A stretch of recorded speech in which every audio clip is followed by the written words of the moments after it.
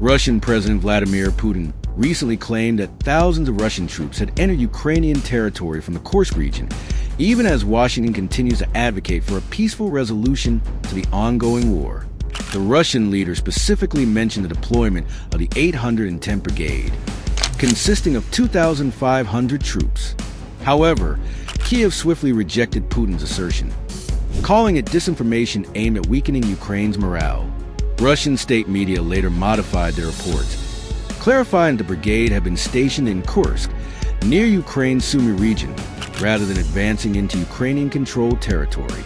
The Sumy region has been a battleground since Russia's initial full-scale invasion on February 24, 2022, though Ukrainian forces managed to push back Russian troops by April the same year.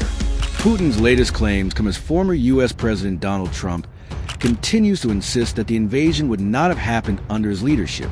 Trump reiterated his belief that a competent negotiator could have prevented the war, asserting that a diplomatic solution could have been reached with minimal territorial losses and without the immense human cost seen today. As Trump advocates for a rapid end to the conflict, Putin appears to be intensifying military operations, escalating tensions in the region. The situation in Kursk remains fluid, as Ukraine has also conducted successful counteroffensives in the area.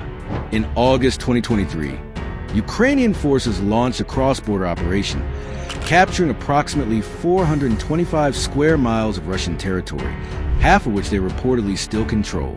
Recent combat footage and military analysis indicate that Ukrainian troops have pushed up to 3 miles behind Russian lines in renewed attacks, utilizing advanced drone and armored vehicle strikes to weaken Russian positions.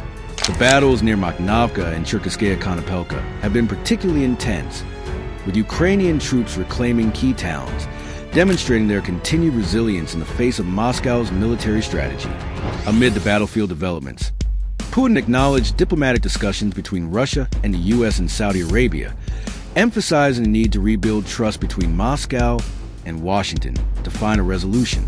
However, his remarks were met with skepticism in Europe, where officials criticized Russia's sincerity in negotiations. Meanwhile, tensions flare between Trump and Ukrainian President Volodymyr Zelensky, with Trump suggesting that Ukraine bore responsibility for prolonging the war. In response, Zelensky accused Trump of residing in a disinformation bubble and failing to understand the complexities of the situation. A senior White House official later revealed that Trump had directly labeled Zelensky a dictator, a remark that has raised concerns about future U.S. support for Ukraine.